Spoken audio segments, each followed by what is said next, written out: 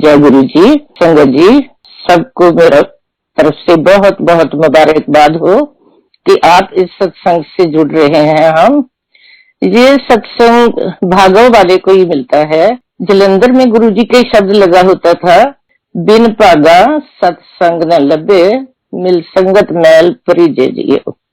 सो यही बात है कि ऐसे महापुरुषों के सत्संग बहुत भाग्यशाली लोगों को मिलते हैं। अब मैं स्टार्ट करती हूँ कि कहाँ से हमारा गुरु जी से मेल हुआ। मेरे husband Pannu uncle government college Malerkotla political science से एडहॉक प्रोफेसर लग के 1967 से गए। इनकी फर्स्ट अपॉइंटमेंट थी। तो गुरु जी भी पॉलिटिकल साइंस पढ़ते थे। गुरु जी उस समय बीए सेकेंड ईयर में थे। रोज की क्लास लेनी। एक दिन क्या हुआ कि दो स्टूडेंट्स जब पन्नू अंकल लेक्चर दे रहे थे तो वो बातें कर रहे थे। लेक्चर देने के बाद इन्होंने उन दो स्टूडेंट्स को खड़े किया और बोला कि बताओ मैंने क्या पढ़ाया है। अब उनका ध्यान तो बातों में था, वो नहीं बता सके। तो ये बोले कि अगर बातें करनी है तो क्लास से बाहर निकल कर करा करो, वरना ध्यान दिया करो क्लास में। पीरियड ओवर हुआ तो पन्नू अंकल बाहर आ गए। बाहर आए तो गुरुजी उनके साथ ही उनके पीछे आ गए और आकर उनको बोलते हैं, प्रोफेसर मेरी गल सुन, मैनू ना क्लास खड़ा कर ली। अगर मैनू खड़ा कर लिया मैं जवाब नहीं देना, फिर तू समझेगा मेरी बेइज्जती होगी। And he was astonished to be a student. आके मैनू इस तरह कह गया। ये लाइब्रेरी स्टाफ रूम में गए और वहां बात की कि वो जो निर्मल सिंह नाम का लड़का है मेरे को बाहर निकलकर क्लास से ऐसे बोल गया कि मेरे से क्वेश्चन मत पूछना। तो स्टाफ मेंबर कोई बोले कि छोड़ो ये तो फकर है, कोई कहे कि इसकी समझ ही इतनी है, इसका गुस्सा नहीं करना। तो ज्यादा यही कहते थे कि ये फकीर है, इसका पढ़ाई में मन नहीं है ज्यादा। तो पन्नू अंकल को थोड़ी सी क्यूरियोसिटी होने लगी। पन्नू अंकल और गुरु जी की बातचीत चलती रही। सेशन खत्म हो गया तो एडहॉक थे, छोड़ दी नौकरी वहां से और इनकी अपॉइंटमेंट अमृतसर में हो गई, वहां चले गए। गुरुजी को पता न चला कि कहाँ गए। उन्होंने इनके कलीग से पूछा कि प्रोफेसर पन्नू कहाँ चले गए। वो कहने लगे कि उनको तो अमृतसर में जॉब मिल गई, वहां चले गए। पर अचानक क्या हुआ कि 2 महीने के बाद इनकी परमानेंट सिलेक्शन गवर्नमेंट कॉलेज में हो गई as a political science lecturer. तो ये दोराहा के पास एक राणा साहब गवर्नमेंट कॉलेज था, वहां इनकी अपॉइंटमेंट हो गई। गुरुजी को फिर पता चल गया कि professor Pannu Ludhiana government college Rana साहब आ गए। जो राणा साहब है वो गुरुजी के पिंड से ज्यादा दूर नहीं है। जितनी दूर मलेरकोटला पड़ता था उतनी दूर ही इधर को वो राणा साहब का कॉलेज था। तो गुरुजी साइकिल पर कॉलेज में आए, पन्नू अंकल को मिले और कहने लगे कि आप अमृतसर चले गए थे, अब आए हो, मेरे को पता चल गया कि आप आए हो, इसलिए मैं आपको मिलने आया हूँ। वहां इसी तरह इनका मेल मिलाप चलता रहा। तब हमारी शादी नहीं हुई थी। 73 में हमारी शादी हुई तो हमने राणा साहब से फिर गवर्नमेंट कॉलेज मलेरकोटला की ट्रांसफर करवा ली। फिर तो गुरुजी को भी मिलना और भी इजी हो गया। गुरुजी इधर उधर आते जाते कॉलेज में इनको मिलते रहते थे। उसके बाद गुरुजी ने हमारे बच्चे हुए, 3 बेटियां हुई। गुरुजी ने घर आना शुरू कर दिया। तभी पता लगता था कि मोस्टली संडे को आते थे कि गुरुजी गेट पे खड़े हैं। ज्यादातर वो सफारी सूट पहना करते थे, गर्मियों में भी सर्दियों में भी। तो जब देखना कभी हफ्ते बाद, 2 हफ्ते बाद, कभी महीना 2 महीने भी निकल जाते थे। आते थे तो बहुत देर बैठते थे। जब आते थे कई बार तो सुबह 10 बजे पहुंच जाते थे। तो मैंने उनको चाय का कप बना कर दे देना, चाय पी लेनी, फिर बैठ जाते बातें करने। दोपहर हो जाना, हमने लंच करना। मैंने कहना आप भी लंच कर लो, तो बोलते थे नहीं बहन जी चाय पीनी थी, पी ली। मैंने कहना फिर चाय और बना देती हूँ, नहीं मेरा फास्ट है।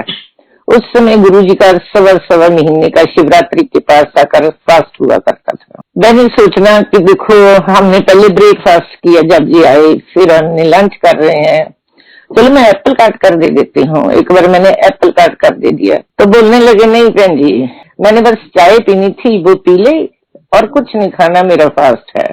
सारा दिन बैठे रहना, बच्चों ने उनके पास खेलते रहना, उन्होंने भी बच्चों के साथ बातें करते रहना। तो कई बार अब पन्नू अंकल को किसी काम से बाजार जाना पड़ता था तो ये बोलते थे कि मेरे को बाजार का थोड़ा सा काम है, मैं चला जाऊं। कहते हाँ हाँ अपना काम करो, मैं बैठा हूँ। तो मैंने कहा कि आप इतनी देर बैठे रहते हो। मैं पन्नू अंकल से पूछा कि क्या बातें करते हो। ये कहते कि कुछ बातें करते हैं, घंटा घंटा हम चुप भी बैठे रहते हैं दोनों, कोई बात नहीं होती। तो कई बार ऐसा होना कि गुरुजी ने कई बार तो बता कर जाना कि अब मैं जा रहा हूँ, 5 बजे शाम को मेरी लास्ट बस जाती है मेरे पिंड को। कई बार बताते भी नहीं थे, जब देखना ड्राइंग रूम खाली होना। चलो ऐसी लीला चलती रही, गुरुजी से मेल मिलाप होता रहा। फिर गुरुजी की भक्ति भी बढ़ती गई, शक्ति भी बढ़ती गई, दोनों बातों साथ साथ होती रही। तो गुरुजी चंडीगढ़ में चले गए। चंडीगढ़ में किसी मिनिस्टर के घर उसने एक कमरा दिया हुआ था, वहां रहते थे। तो पन्नू अंकल इनको वहां मिलने जाते थे। गुरुजी वहां 9 बजे से पहले पहले मिलते थे, बाद में ऐसे कोई न कोई आता था उनको ले जाता था, और शाम को गुरुजी कमरे में आते थे। तो वहां जाकर पन्नू अंकल क्या देखते थे कि हरियाणा का चीफ मिनिस्टर भजन लाल, उसकी मदर, कभी देवी लाल, कभी कोई ऐसे लोग बैठे थे।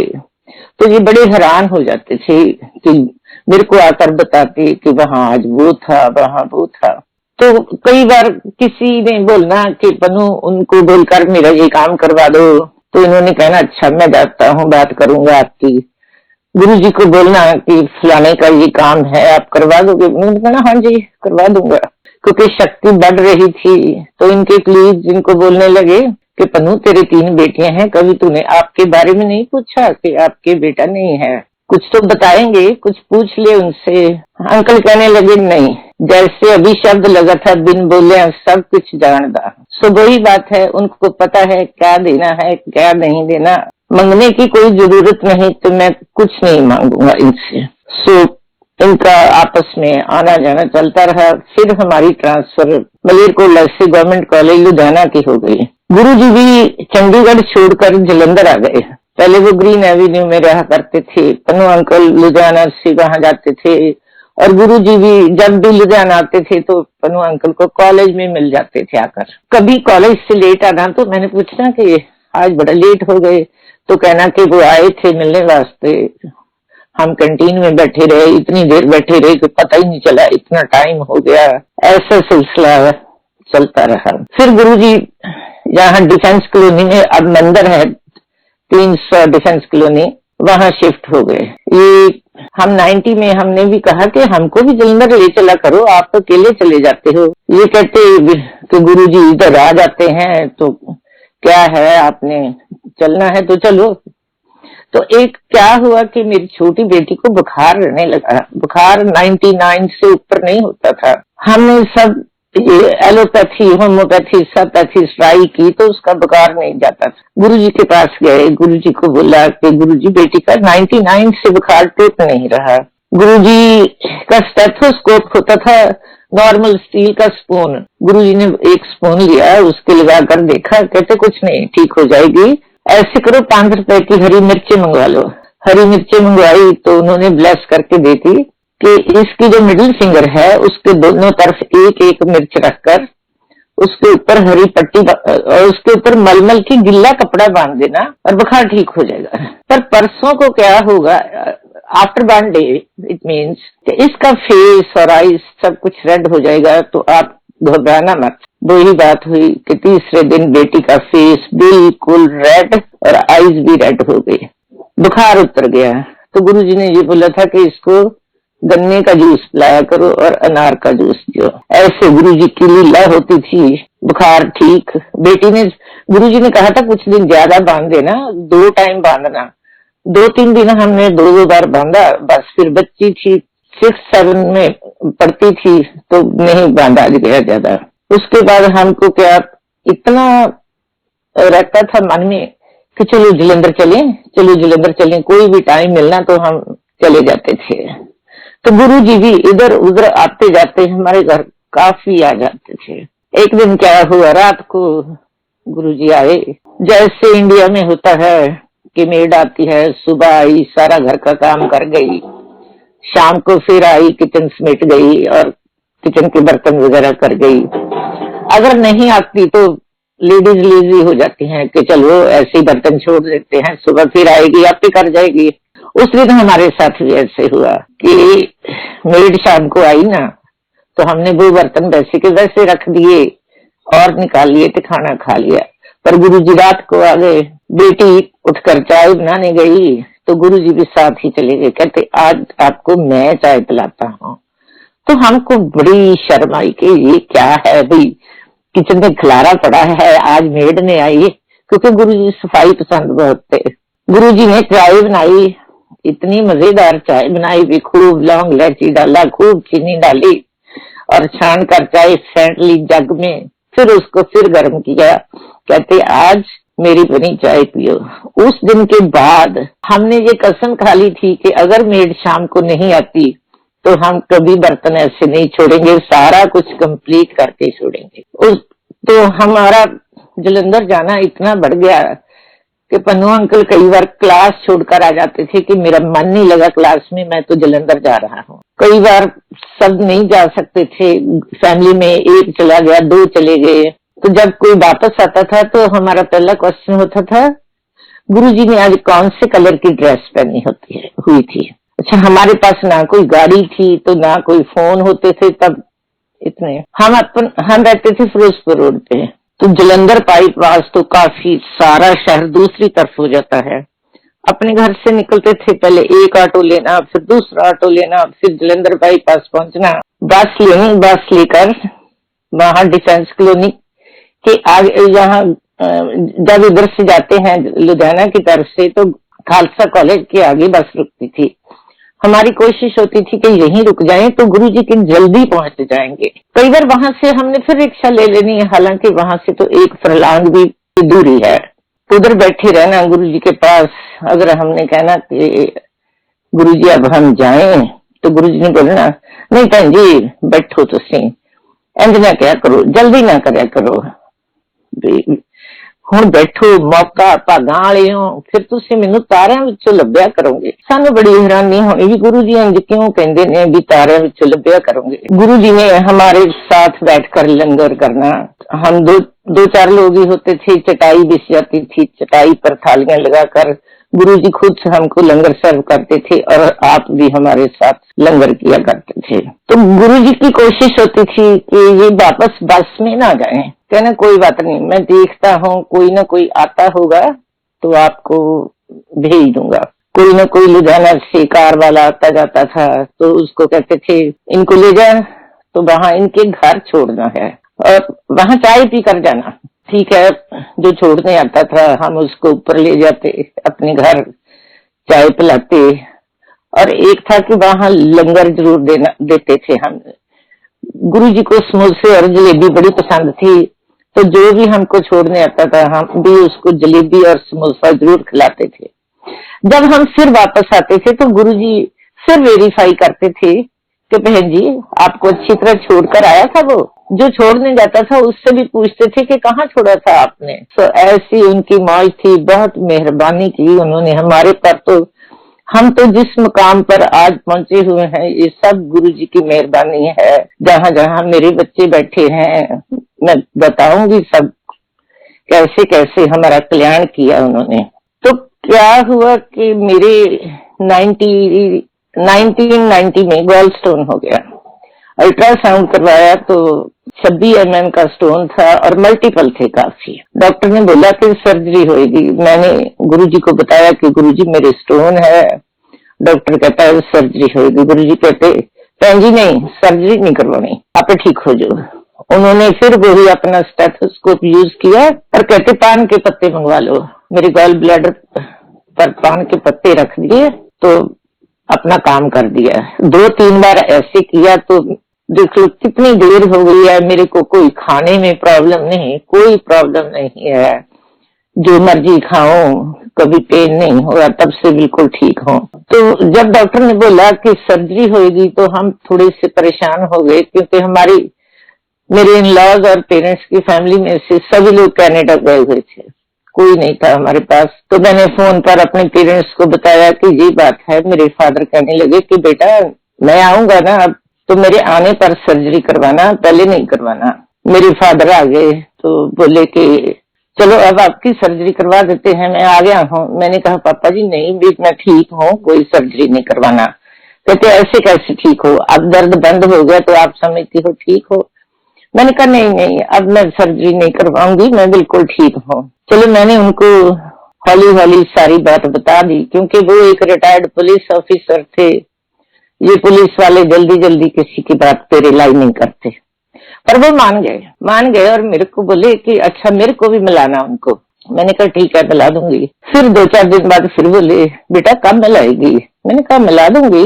फिर 1 दिन बाद फिर बोले कि कब मिलाएगी। मैंने कहा मैं देख रही थी कि जब तक इनके मन में कोई बर्निंग पैशन नहीं होएगा तब तक नहीं लेकर जाऊंगी इनको वहां। तो एक दिन मेरे को थोड़ा सा गुस्सा करके कहने लगे बेटा अगर नहीं लेकर जाना तो मेरे को एड्रेस बता दो, मैं टैक्सी लेकर खुद वहां चला जाता हूँ। मैंने कहा कोई बात नहीं, अब ले जाऊंगी, अब आपके मन में इतना पैशन है तो जरूर चलेंगे, पर मैं कल को पहले गुरुजी से पूछ कर आऊं, क्योंकि हम गुरुजी की इजाजत के बगैर कभी किसी को लेकर नहीं जाते थे, पहले पूछ कर आते थे। मैं वहां गई, गुरुजी से पूछा कि गुरुजी मेरे फादर आए हुए हैं, वो मिलना चाहते हैं। कहते ठीक है बहन जी। वैसे वहां जलंधर में जो सत्संग होता था ना, तो गुरुजी मोस्टली 11, 11:30 छुट्टी कर देते थे। कहते कल को मैं जल्दी छुट्टी कर दूंगा, आप 10:30 आ जाना। उन्होंने 10:30 तक छुट्टी कर दी और इधर से हम चले गए। मेरे फादर और गुरुजी 3-4 घंटे बहुत बातें की। तो गुरुजी मेरे को कहते हैं बहन जी आपके पापा जी को मिलकर मैं बहुत खुश हुआ हूँ। तो मेरे फादर भी बहुत खुश हुए। जब हम आने लगे तो गुरुजी पूछते हैं कि आपने कनाडा को वापस कब जाना है। उन्होंने बताया कि मैं इस तारीख को फरवरी में जा रहा हूँ वापस। उनके जाने से 1 दिन पहले शाम को अचानक, गुरुजी जब आते थे अचानक ही आते थे, घर आ गए। कहते आपने कल को जाना था ना, मैं इसलिए सोचा कि आपको मिल जाऊं। एज यूजुअल जब वो आकर जाते थे तो जो मेरी बीच वाली बेटी है यही हमारे पास थी, बड़ी बेटी भी पढ़ने चली गई थी, छोटी बेटी कनाडा चली गई थी। तो हरमन है इस बेटी का नाम, जिसके पास हम रह रहे हैं, ये कैलिफोर्निया में है। इसने बड़े धीरे से गुरुजी से पूछना कि गुरुजी अब फिर कब आओगे। तो उस दिन गुरुजी बोले, क्योंकि हमारे एक अंकल और वहां आए बैठे थे, वो भी गरेवाल थे। गुरुजी कहते मेरे फादर भी गरेवाल। गुरुजी कहते जब 2 गरेवाल भरा फिर इकट्ठे होंगे मैं तब आऊंगा। तो बेटी बड़ी उदास होगी, कहती मम्मा नाना जी तो अब चले जाएंगे, साल भर नहीं आएंगे, तो इसका मतलब गुरुजी हमारे 1 साल नहीं आएंगे घर में। क्योंकि पहले तो कभी बोल जाते थे 2 हफ्ते को आ जाऊंगा, कभी महीने को आऊंगा, कभी कहते थे फिक्र मत कर मैं जल्दी आऊंगा, तो आ जाते थे। हमको हर समय ऐसे रहता था कि गुरुजी अब भी आए, यही सोचते रहते थे कि कभी भी आ सकते थे। तो वो तो जानी जान थे। आप बिलीव करना कि मेरे फादर को फरवरी में जाकर अप्रैल के फर्स्ट वीक में किसी काम के लिए फिर वापस आना पड़ा। सो इसका मतलब ये है कि वो जो ऐसे सुते सिद्ध कोई बात बोल देते थे तो उसका कोई मीनिंग होता था, वो तो जानते थे, हम लोग नहीं समझ पाते ऐसी बातों को। हुआ क्या, जब जलंधर जाते थे तो वहां एक प्रॉपर्टी डीलर आया करता था, क्योंकि हम रेंट पे रहते थे वहां। गुरुजी को था कि अब बहन जी कोई मकान लिया जाए। प्रॉपर्टी डीलर को कहते हैं देख ये मेरे प्रोफेसर हैं, इनके लिए किसी अच्छे से एरिया में सस्ता और बढ़िया मकान लेकर दे। उसने सोचा अच्छा ठीक है गुरुजी, पर कोई इस बात पे गौर न की। 15-20 दिन के बाद जब वो फिर गया, गुरुजी ने उससे पूछा क्यों फिर प्रोफेसर साहब ने कोई मकान देखा। तो कहता है गुरुजी नहीं अभी तो मेरे को टाइम नहीं मिला। कहते फिर जहाँ क्या करने आते हो। मैं तो अपने भक्तों को परखता हूँ, जो समझते हैं वो पा लेते हैं, कुछ जो नहीं समझते वो कुछ नहीं पा सकते।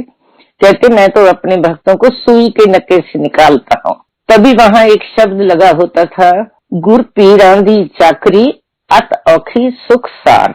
गुरुओं को पाना एक बार मुश्किल होता है, जब गुरु को पा लिया तो खुशियां ही खुशियां हैं।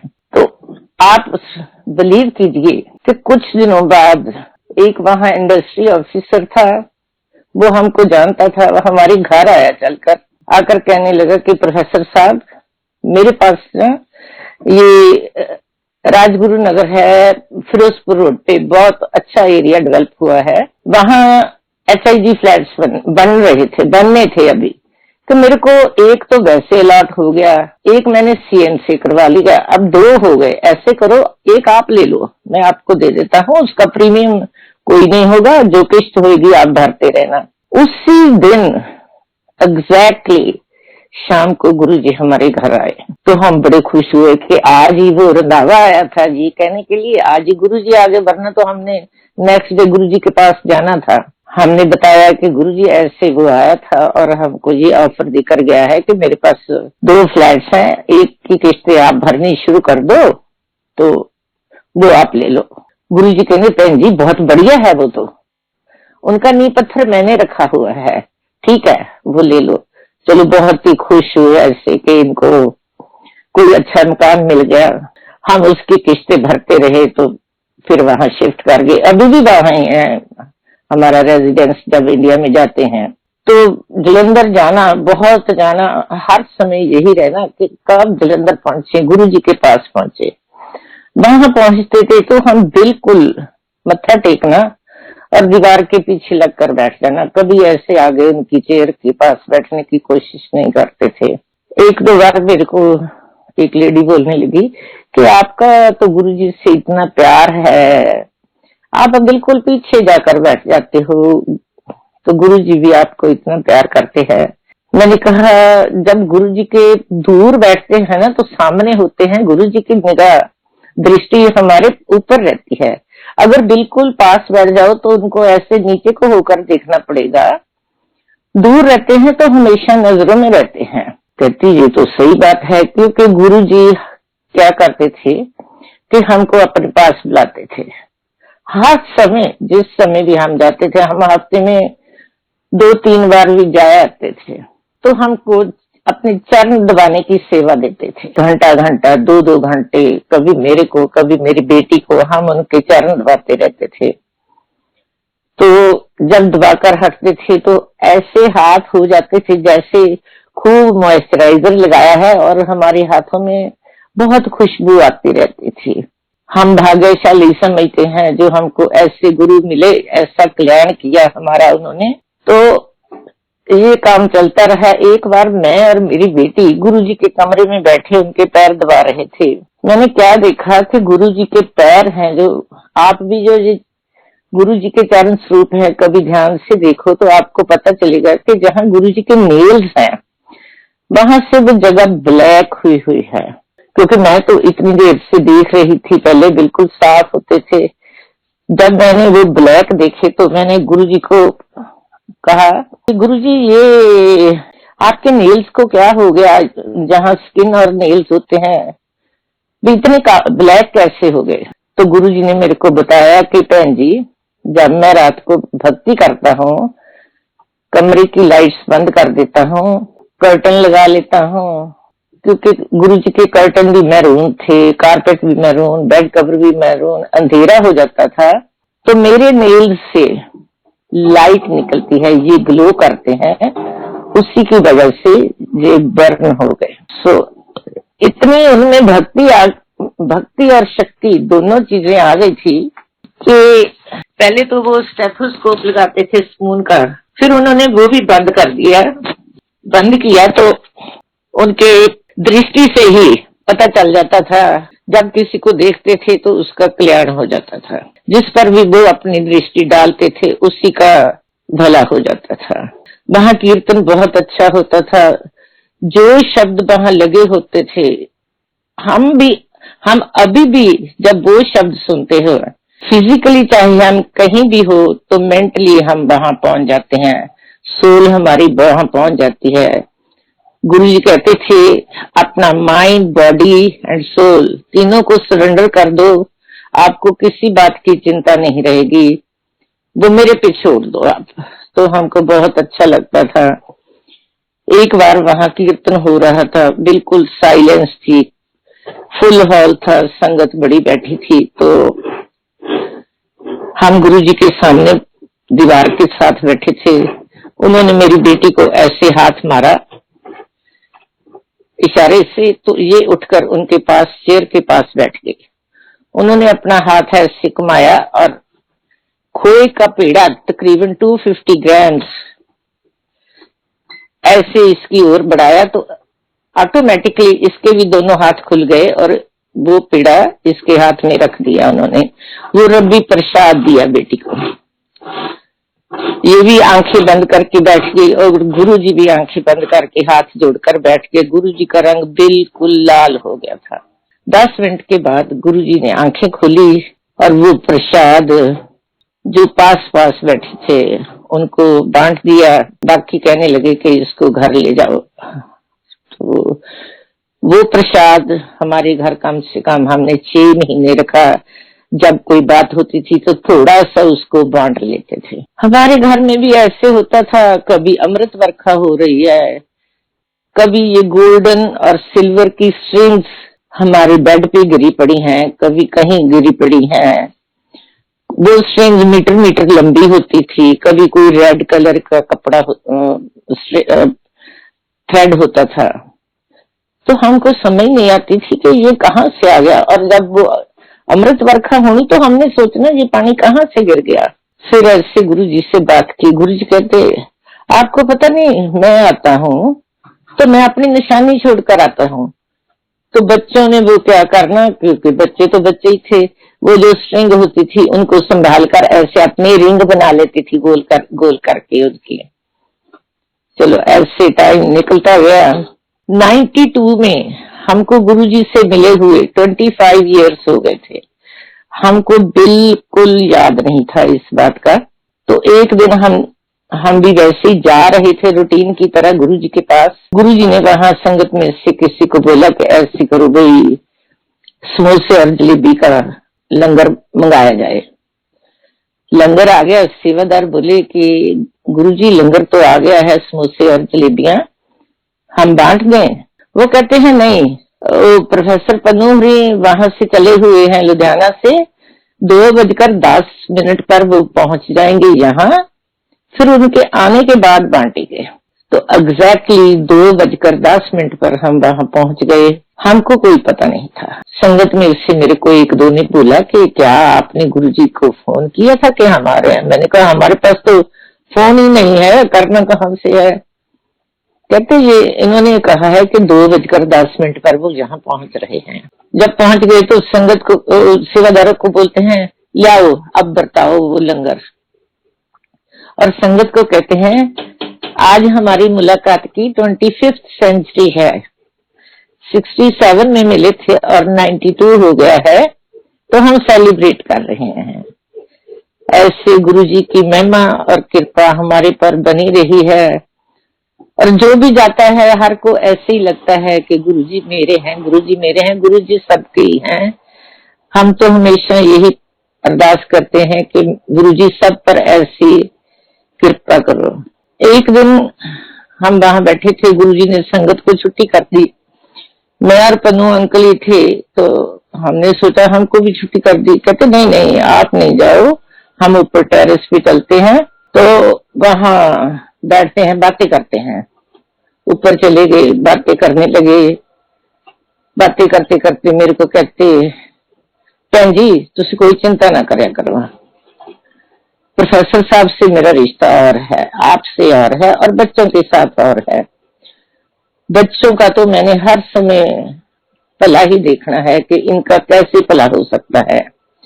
और जो मेरे बच्चे जिस जगह पे आप अब है वो सब गुरुजी की बदौलत है।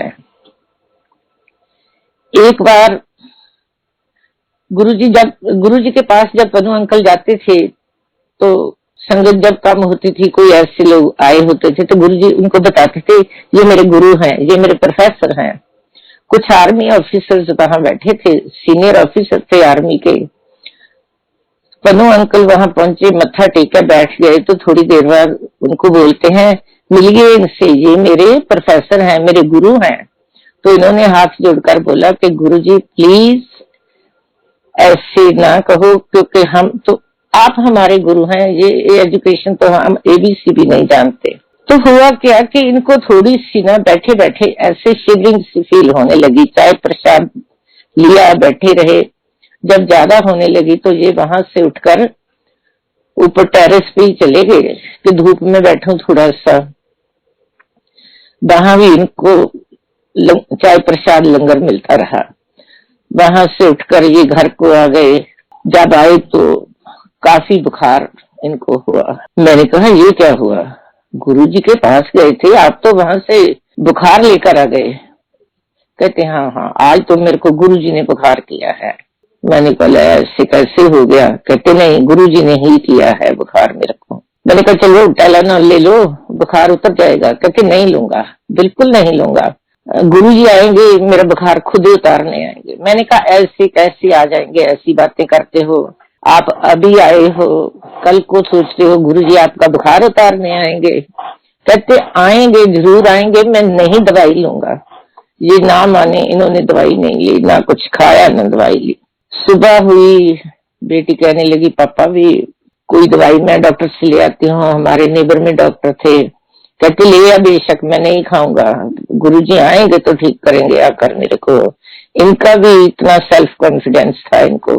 पर बेटी फिर भी चली गई, साथ में डॉक्टर थे, डॉक्टर अपने क्लिनिक पे चले गए थे। बेटी क्लिनिक पे चली गई, उन्होंने दवाई लिख दी तो केमिस्ट से लेने गई तो केमिस्ट बोला कि केमिस्ट की दुकान बंद थी। तो ये घर आ गई, इसने मेरे को बेल की, क्योंकि हम वहां रेंट पे जहाँ रहते थे फर्स्ट फ्लोर पे रहते थे। कहती वहां से दवाई मिली नहीं, मैं इधर के केमिस्ट से लेकर आती हूँ। मैंने कहा बेटा नहीं, अब जाने की जरूरत नहीं। हुआ क्या कि 10:30 11 बजे के करीब गुरुजी जलंधर से, कहते हाल वहां संगत से फुल था, कुछ लोगों को बीच में से उठाया, उनको कहते कि हम 1 घंटे के लिए कहीं जा रहे हैं, चलो चले। 2 गाड़ियों में बैठे तो उनको बोलते हैं अपना गुरु दिखा कर लाऊं आपको। तो लुधियाना घर पहुंच गए। ऊपर आए, सीधे पन्नू अंकल के कमरे में बेडरूम में पहुंच गए जहां ये लेटे हुए थे। इनकी बांह पकड़ी और पकड़कर उठा लिया। कहते हैं उठो, पड़े क्यों हो? और अंकल जी कहने लगे कि गुरुजी कल आपने मेरे को बुखार कर दिया, इसलिए मैं तो वैसे ही पड़ा हूँ ना, मैंने। कहते नहीं नहीं, तभी तो मैं आया हूँ, जब मैंने किया है मैं ठीक भी करने आया हूँ। तो मैंने बताया कि गुरुजी कोई दवाई नहीं लेते। कहते हैं नहीं लूंगा, अभी गुरुजी आएंगे। कहते मेरे को पता था कि ये बुखार है, दवाई से नहीं ठीक होएगा, ये मेरे को ही जाना पड़ेगा, इसलिए मैं आया हूँ। तो वो जो संगत थी साथ, वो हमको जानती थी, वो कहने लगी ओ गुरुजी ने आपके घर आना था, हमको तो कहते हैं कि मैं अपना गुरु दिखाऊं आपको। तो ऐसी गुरुजी की लीला थी, जो भी करते थे उनकी मौज थी, बहुत प्यार दिया उन्होंने।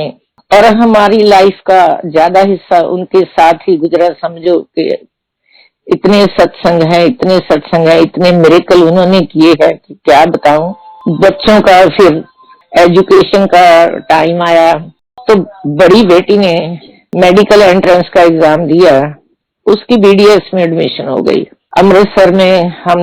हमको था कि ये एमबीबीएस करे। हम गुरुजी के पास जाकर बोला कि गुरुजी इसको तो बीडीएस में एडमिशन मिली है, वे हम चाहते थे एमबीबीएस में हो जाती तो अच्छा था। कहते हैं नो, एमबीबीएस का कोई फायदा नहीं, एमबीबीएस करेगी तो फिर एमडी करनी जरूरी है, एमबीबीएस की कोई दिक्कत नहीं है, ये तो 32 दंदों का सर्वनाश करेगी।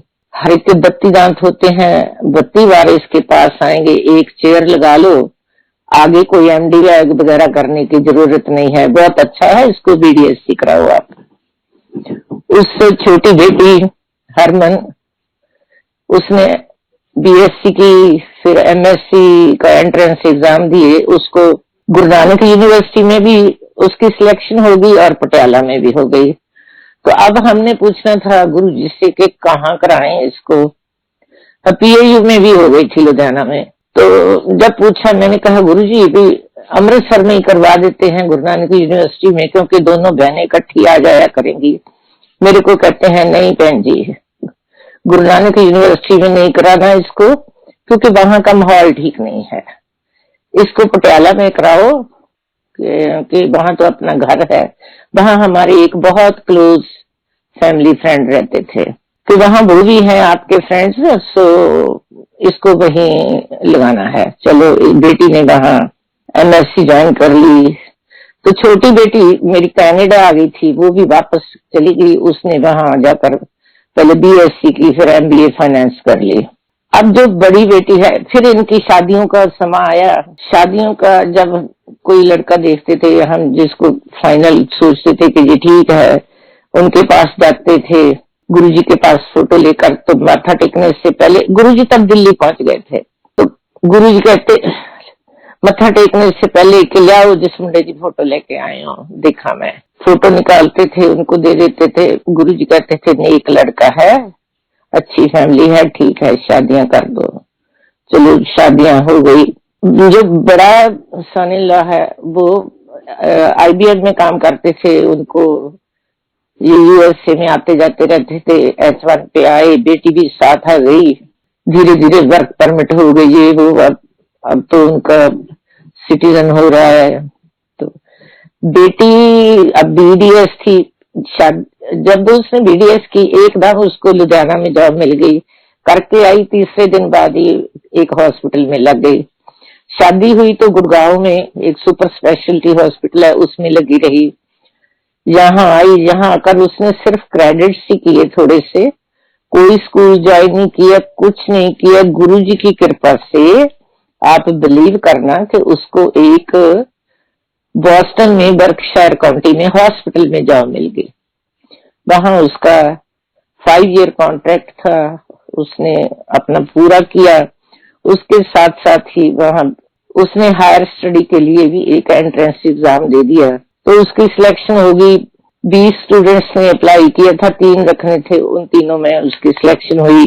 तो आप बिलीव कीजिए, गुरु की कृपा से उसकी एजुकेशन तो फ्री हुई और उसको फेडरल फंडिंग से $50,000 स्कॉलरशिप भी मिला। अब वर्जीनिया में उसने अपना क्लिनिक चला रही है, बड़ा अच्छा गुरुजी की कृपा से क्लिनिक चलता है उसके पास। वहां भी गुरुजी के श्रद्धालु काफी आते हैं, तो वो उनसे मिलकर बड़ी खुश होती है। कहती मम्मी थोड़ा बहुत मेरा सत्संग हो जाता है उन लोगों के साथ में। तो बीच वाली बेटी है, उसने फिर PhD की पटियाला में ही। PhD करते करते वो कहती मम्मा कि मैं अभी थीसिस सबमिट नहीं कराया था कि मैं कोई जॉब भी कर लूं, थीसिस तो सबमिट हो ही जाएगा। मैंने कहा ऐसी कहाँ जॉब मिलेगी भी, अच्छा अगर कोई वैकेंसी निकलती है तो देख लो। कहती पापा को बोलो इतनी किसी को कहकर मेरे को कहीं जॉब मिल जाए। 1-2 जगह इंटरव्यू दी, सब जगह सिलेक्ट होती रही। तो हमने कहा कि बेटा ऐसी जगह पे आना जाना बड़ा मुश्किल है, कहाँ रहोगी, क्या करोगी, भी कोई कन्वीनियंट हो जहां से वहीं लग जाओगी तो अच्छा है। तो आप बिलीव करना कि डेराबस्सी जो डेंटल कॉलेज है उसमें पोस्ट निकली, इसने अप्लाई कर दिया। तो हमको बताया कि डेराबस्सी कॉलेज में एक पोस्ट खाली है, मैंने वहां अपना रेज्यूमे भेजा है। उसके पापा को मैंने बोला कि चलो आप एक बार जाकर दिखाओ। ये जाने लगे तो वहां डायरेक्टर का फोन नंबर ले लिया कहीं से, उसको कॉल किया। वो कहने लगा कि मैं तो CM से मिलने जा रहा हूँ, भी कोई बात नहीं, आप बेटी को भेज देना। आप बिलीव करेंगे कि बिना किसी इंटरव्यू के, बिना मिले हुए, उसने वहीं से ही बोल दिया कि कल से बेटी को ले आना, वो ज्वाइन कर लिया कर। ये गुरु जी की कृपा के बगैर कुछ नहीं हो सकता, कुछ भी नहीं हो सकता। फिर उसकी शादी हुई, उसने वहां से जॉब, वो तो जॉब तो छोड़नी थी, शादी हुई, फिर वो भी USA में आ गई। वो अब कैलिफोर्निया में है। कैलिफोर्निया में थर्मो फिशर कंपनी है, एक साइंटिफिक टेक्नोलॉजी की। अब वो कंपनी कोविड पे भी बहुत काम कर रही है। पर जो ये बेटी है मेरी, ये स्टाफ साइंटिस्ट है यहाँ, इनकी डीलिंग ज्यादा FBI वालों के साथ होती है। ये DNA जो टेस्टिंग किट्स हैं उसकी सॉफ्टवेयर डेवलपर है। सो गुरु जी की कृपा से सब अच्छे काम हो रहे हैं। जो छोटी बेटी है वो भी कैनेडियन सिटीजन है, पर उसके इन-लॉज का वो ओनली चाइल्ड है। उसका जो हस्बैंड है वो कहते कि नहीं, ये बाहर नहीं जाएगा, प्रॉपर्टी अच्छी खासी है उनकी, वो गुड़गांव में रह रही है, वैसे तो वो लुधियाना की है। सो गुरु जी ने बच्चों पर खूब मेहरबानियां की। बाकी जो इलाज गुरुजी करते थे, गुरुजी बोलते थे कि बताओ कोई बाबा ऐसा है जो फ्री का इलाज करता है, क्योंकि वहां मंदिर में कहीं भी कोई चढ़ावा नहीं चढ़ता, कोई मत्था नहीं टेका जाता। नहीं तो हम कहीं भी जाओ, कहीं भी कोई एग्जाम्पल आपको ऐसी नहीं मिलेगी जहां कोई चढ़ावा ना चढ़ता हो। तो वहां अब लंगर प्रसाद भी मिलता है, सब कुछ है। तो गुरुजी की कृपा से ये हो रहा है। गुरुजी तो अगर आपकी पूरी श्रद्धा है, आपका इलाज टेलीपैथी से भी कर देते हैं। मेरे को क्या प्रॉब्लम हुई, जब हम जाते थे गुरुजी के पास तो सब भूल जाते थे कि हमारा क्या दुखता है, याद ही नहीं रहता था वहां जाकर। जलंधर में तो हम बहुत जाते रहे, तो फिर जब गुरुजी चंडीगढ़ चले गए, फिर थोड़ा सा हमको मुश्किल हो गया। या तो हम कोई ऐसा फ्रेंड ढूंढते थे कि जिसके पास गाड़ी हो, हमको वहां ले जाए, नहीं तो फिर टैक्सी लेकर जाते थे। अब हम टैक्सी रोज रोज तो जाया नहीं जा सकता, महीने में एक बार जाते थे, कई बार 2 बार चले जाते थे, पर थोड़ा सा हार्ड लगता था। तो मेरे ब्रेस्ट में पेन होने लगा, धीरे धीरे इतना बढ़ता गया कि टच भी नहीं हो सकती थी, ना किसी डॉक्टर को दिखाया, ना गुरुजी से बात की। अब क्या करें, बहुत पेन हो रहा था। तो मैं ऐसे एक दिन पड़ी थी, मैंने पन्नू अंकल को बोला कि हमने कितनी गलती की है, ना डॉक्टर को दिखाया है, ना गुरुजी से बात की है, मेरे तो बहुत अनबियरेबल पेन हो रही है आज। तो मेरी बेटी जो पटियाला पढ़ती थी, उसका फोन आया, तो मैं ऐसे पेन में बोली कि बेटा मेरे तो बहुत दर्द हो रहा है, लेट रही हूँ मैं। तो ये कहती, मम्मा कोई बात नहीं, चिंता मत करो, अपने गुरुजी हैं, सो चिंता की कोई जरूरत नहीं। मैंने कहा हाँ। कहती गुरुजी के पास जाया ना। मैंने कहा हाँ, कल को प्लान किया है, पापा तेरी छुट्टी लेंगे और हम गुरुजी के पास जाएंगे। तो ये कहती कल को मत जाना, क्योंकि वो जो हमारे पटियाला में फ्रेंड्स थे, वो इनको जब गुरुजी के पास जाते थे हॉस्टल से ले जाते थे, हमेशा ही लेकर जाते थे। कहती मैं कल जाकर आई हूँ गुरुजी के पास, तो गुरुजी अब दिल्ली गए हैं, 2-3 रोज के बाद आएंगे, उसके बाद जाना आप। और संगत जी आप बिलीव कीजिए कि दोपहर के टाइम में सो रही थी, मेरे को सपने में गुरुजी आते हैं। तो उन्होंने पिंक कलर का चोला पहना हुआ है, उनके हाथ में एक नाइफ है जिसका ब्लेड तकरीबन 12 इंच का है, आगे से राउंड है, स्टील की नाइफ है, आधा इंच चौड़ी है, और वो पस और ब्लड से लिबड़ी हुई है। और मेरे को कहते हैं लो बहन जी फिक्र न करो, थोड़ी सर्जरी करती है, ऑपरेशन हो गया, सक्सेस हो गया। और ये सच मानिए, ऐसे मिरेकल कोई नहीं कर सकता, कोई नहीं कर सकता। जब मेरी एकदम आंख खुल गई, मैं देखती हूँ गुरुजी कहाँ है, जहाँ तो गुरुजी कहीं नहीं है। तो मैंने अपने बॉडी पे हाथ लगाकर देखा, तो मेरे पेन बंद हो गया। मैं बार बार लगाकर देख रही हूँ कि मेरे पेन हो रहा है कि नहीं हो रहा। जो जगह मैं टच नहीं कर सकती थी, तो मैं ऐसे टच कर रही हूँ, पर मेरे को वीकनेस फील हो रही थी, जैसे सर्जरी के बाद हुआ करती है। 1 हफ्ता वो वीकनेस मेरे को रही, तो फिर मैं धीरे धीरे रिकवर करती रही। तो ऐसे गुरुजी ने सपने में ही मेरा कल्याण किया। अब इस बात को कम से कम 30 इयर्स बैक की बात है कि कोई प्रॉब्लम नहीं, कुछ नहीं। बस एक ही बात है कि गुरुजी के हो जाओ, सरेंडर कर दो अपने आप को, तो वो आपका कल्याण ही कल्याण करते हैं। आप सब भागा वाले हो। जय गुरुजी।